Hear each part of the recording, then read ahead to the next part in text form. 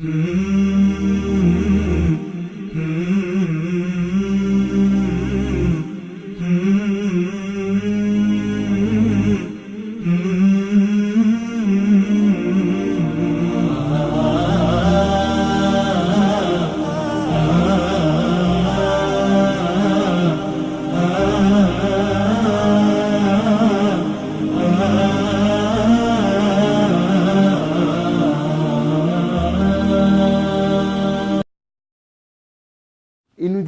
me disait, nous, dans l'islam, c'est Allah qui pardonne. Il n'y a pas d'intercesseur.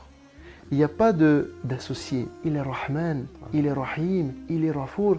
Et Allah subhanahu wa ta'ala, dans le Coran al-Karim, il me montrait des versets coraniques où Allah subhanahu wa ta'ala, il nous dit wa inni al-rafar liman taba wa amana wa amilu salihat thumma ihtada. Allah subhanahu wa ta'ala, il leur a donné à ceux qui sont nés dans l'islam la chance d'avoir un père qui les tire pour se lever le matin, pour prier, une mère qui leur prépare à manger quand la journée du Ramadan elle est finie. اللهم ثبتهم على الإيمان وارزقهم أعلى الجنان كما رزقتهم هداية القرآن بالقرآن اهتديت بالقرآن اهتديت في رحبه تحلو الحياة شوقا إلى المولى أتاي أسلمت روحي للإله نور الحنايا والطلوع لله أعلنت الرجوع آياته تغدو شموع ويفيض في قلبي سنا نور الحنايا والطلوع لله أعلنت الرجوع آياته تغدو شموع ويفيض في قلبي سنا.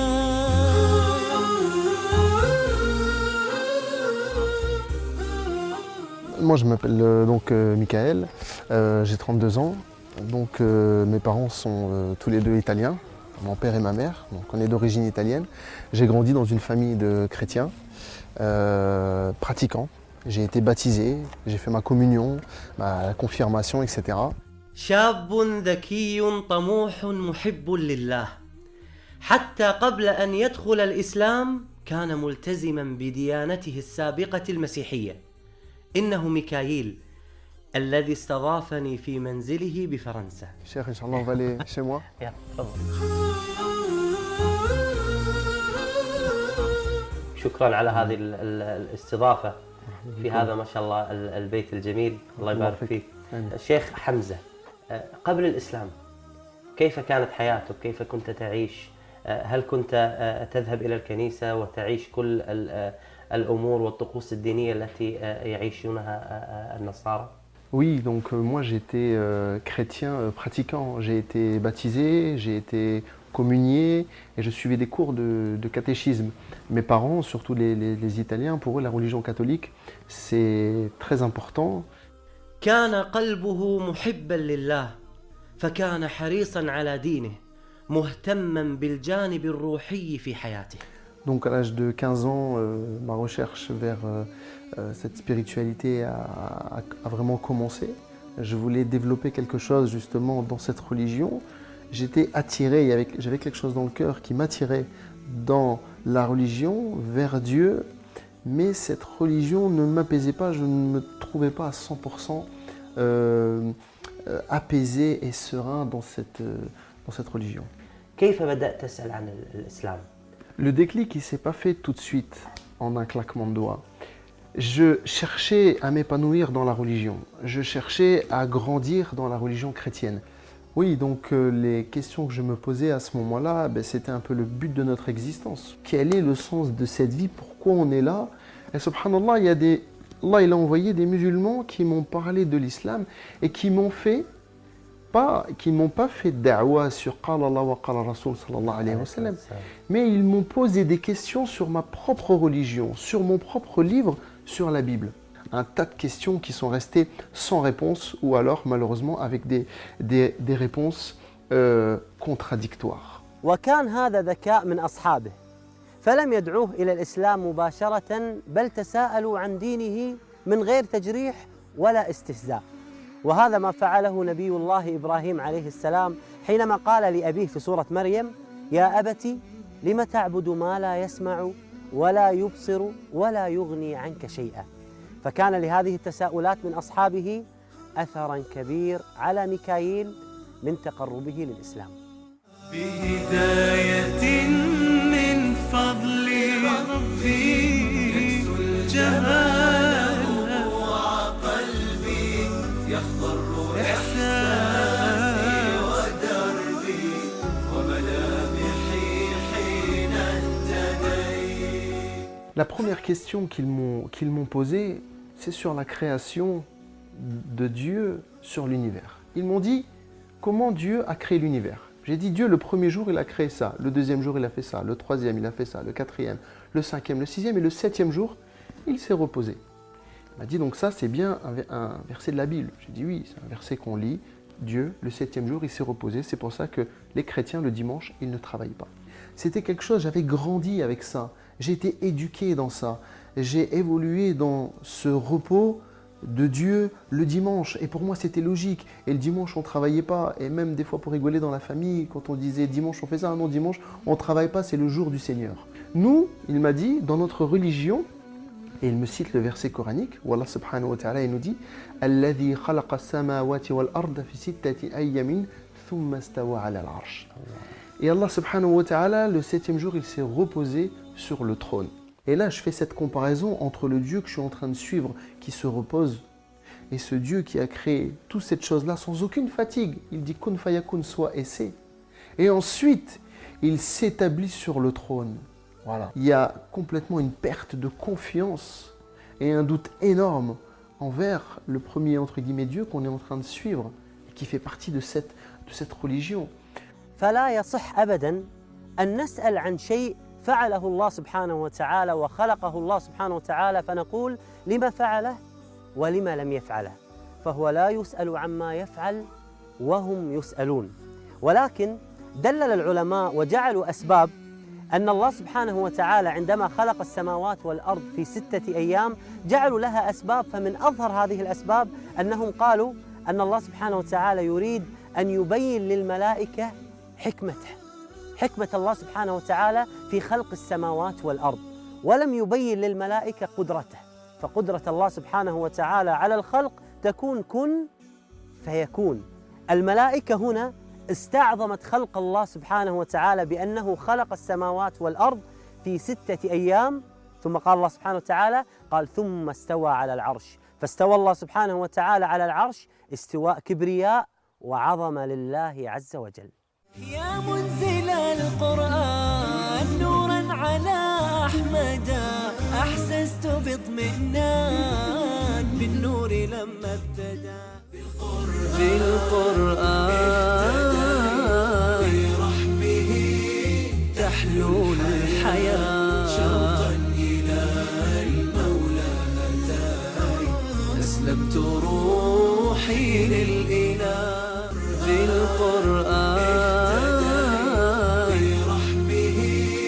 تحلو الحياة شوقا إلى المولى أتاي أسلمت روحي للإله. قرآني آياته كم أسعدت وجداني أحزاني ذبلت وفاح الزهر في شطآني رتلته فإذا الحروف بعطرها ملأت دمي ومدامعي وكياني. J'avais de plus en plus le doute dans ma tête. Et alors, j'allais me confesser, j'allais voir le curé en lui demandant pardon parce que j'étais en train de douter sur la religion chrétienne. Tu récites telle prière sur Marie, telle prière sur Jésus, telle prière sur Dieu, etc. Et je te pardonne et tu vas être pardonné. Par contre, à ce moment-là, les frères me disent, il t'a confessé, donc il te pardonne. Mais quel mal tu lui as fait à lui? Et là, je me pose la question, je me dis, mais c'est vrai, quel mal je lui ai fait? Et quel pouvoir il a pour te pardonner à la place de Dieu? Allah subhanahu wa ta'ala, dans l'islam, il est Rahman, il est Rahim, il est Rafour. Et Allah subhanahu wa ta'ala, dans le Coran al-Karim, il me montrait des versets coraniques où Allah subhanahu wa ta'ala, il nous dit wa inni al-rafar liman taba wa amana wa amila salihat thumma ihtada. Dans là, je prends une prise de conscience que c'est cette religion-là, entre guillemets, qu'il me faut. Pourquoi? Parce que c'est le lien direct de la créature envers son créateur. وهو الشفيع هو الرفيق يا هائما هل تستفيق وترى السعادة والنجاة. Les questions qui m'ont été posées, la réflexion qui a été faite, etc., c'était un grand chamboulement dans ma tête. J'étais pas catholique, j'étais pas musulman, j'avais plus de religion. Et je demandais le soir, dans ma chambre, dans mon lit, à Dieu qu'il me guide à me trouver une solution parce que j'avais plus de religion.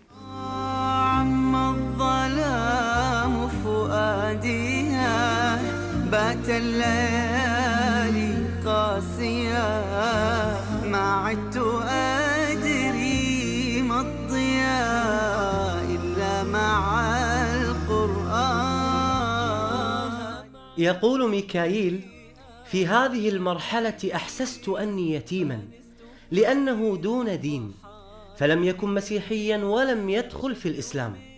فبعد فترة من الزمن قرر أن يرجع إلى القس الذي يثق به في الكنيسة القريبة من منزله، واعترف له بأنه تعرف على مسلمين وأنه يفكر بالإسلام.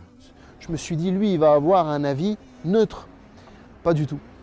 Il m'a donné beaucoup de points négatifs sur l'islam. Et là, le curé, il a dit l'islam, oh là là, il m'a dit c'est une religion de guerre, c'est une religion de haine, c'est une religion qui n'est pas tolérante, c'est une religion où la femme n'a pas sa place.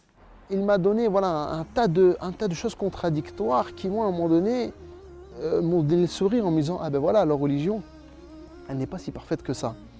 Donc, qu'est-ce qui s'est passé? J'ai été voir ces frères-là en leur disant voilà, le curé m'a dit ça, m'a dit ça, m'a dit ça, m'a dit ça. Et chaque point, ils m'ont prouvé par A plus B que le prêtre se trompait et qu'il mentait sur ce qu'il me disait. Alors là, c'est eux qui m'ont répondu en m'ouvrant le Coran al-Karim et me disant la place des femmes. Allah subhanahu wa ta'ala regarde la grande sourate qu'il a réservée à Nisa, les femmes. Quand je leur ai dit oui, mais vous me dites que le curé m'a dit que vous étiez une religion qui n'avait pas de tolérance. Il m'a dit, nous avons une religion qui n'a pas de tolérance. Il ouvre le Coran al-Karim et il me fait montrer le verset coranique où Allah dit « Lakum dinukum waliyaddin » à vous votre religion, à moi la mienne.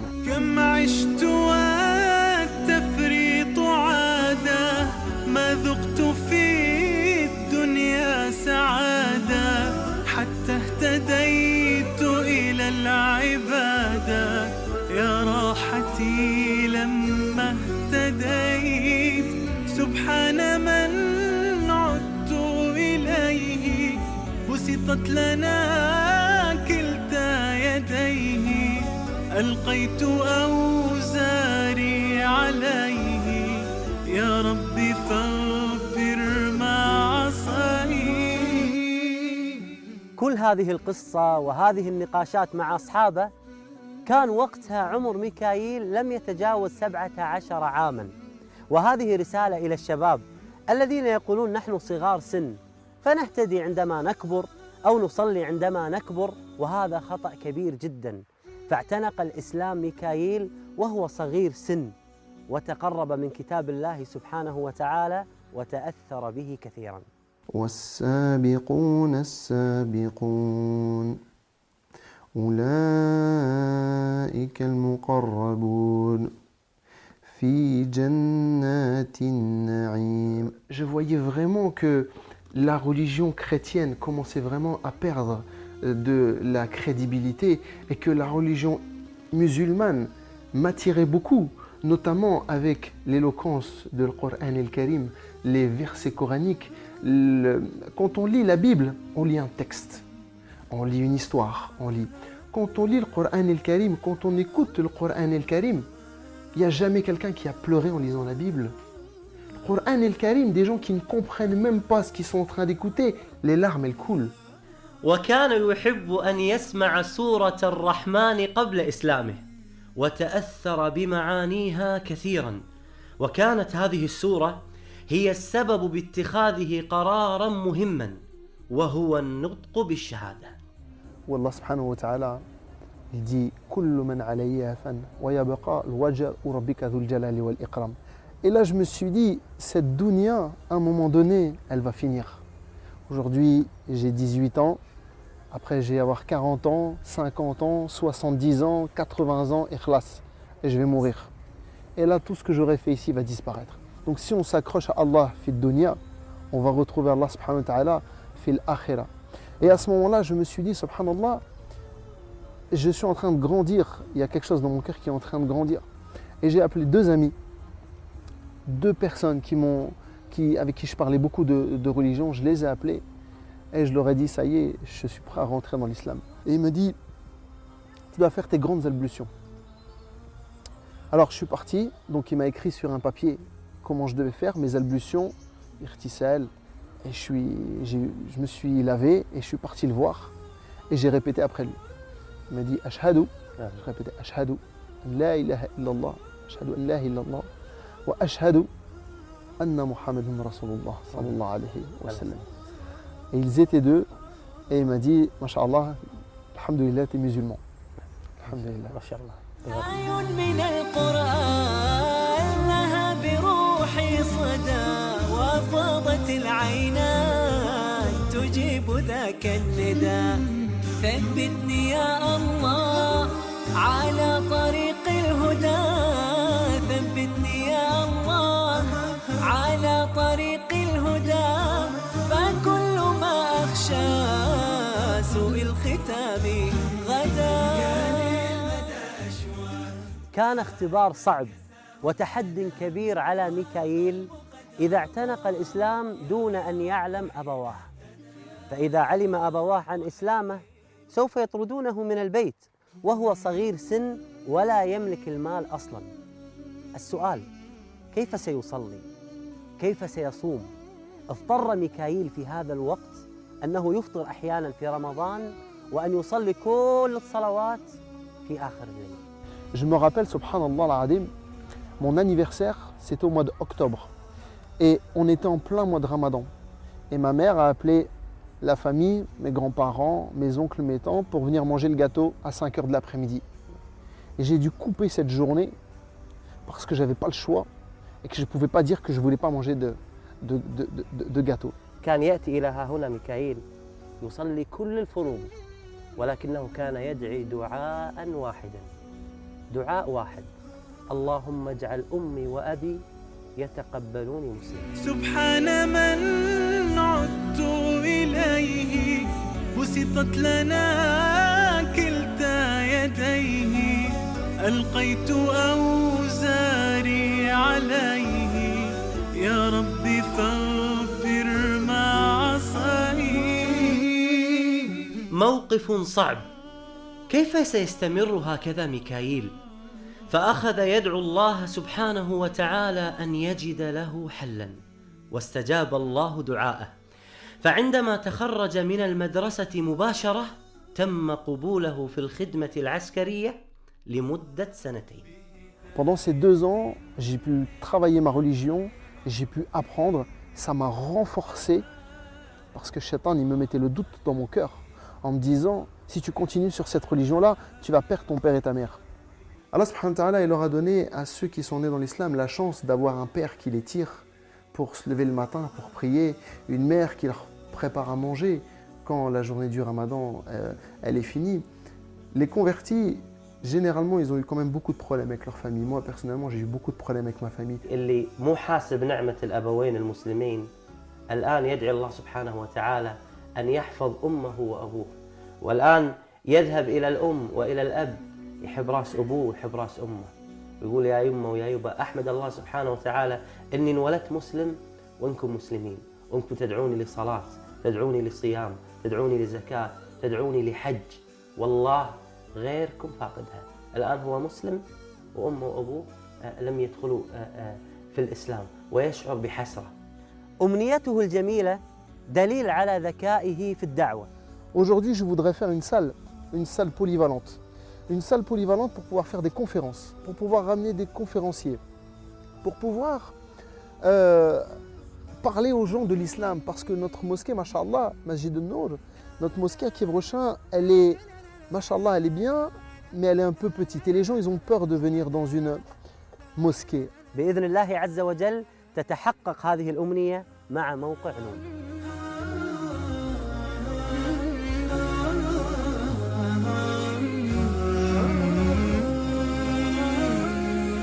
أسير بدرب قرآني فيشرق صبح ضحاني أرتله وأحفظه وأقرأه بمعاني أسير بدرب قرآني ربيعي أنس أيامي صديقي بوح أحلامي شفاء الهم والشقوى يداوي جرحي دامي ربيعي أنس أيامي صديقي بوح أحلامي شفاء الهم والشقوى يداوي جرحي دامي ولما تهت ثم أتيت لدرب كلام رب البيت وجدت النور والسلوى مع القرآن اهتديت مع القرآن اهتديت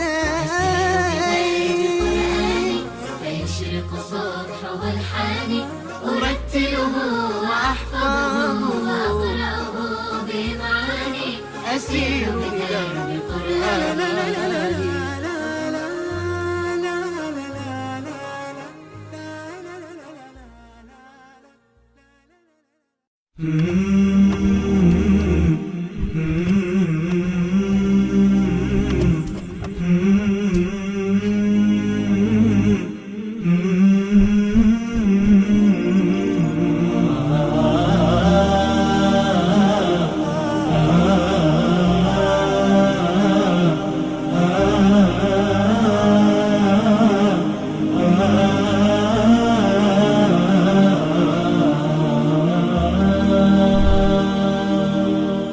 شراب الحب يعرف بالمذاق وما كل السقات له بساق شراب الحب يعرف بالمذاق وما كل السقات له بساق أحب الله عن أدب وصدق ولا أرضى سوى التقوى خلاق شراب الحب يعرف بالمذاق وما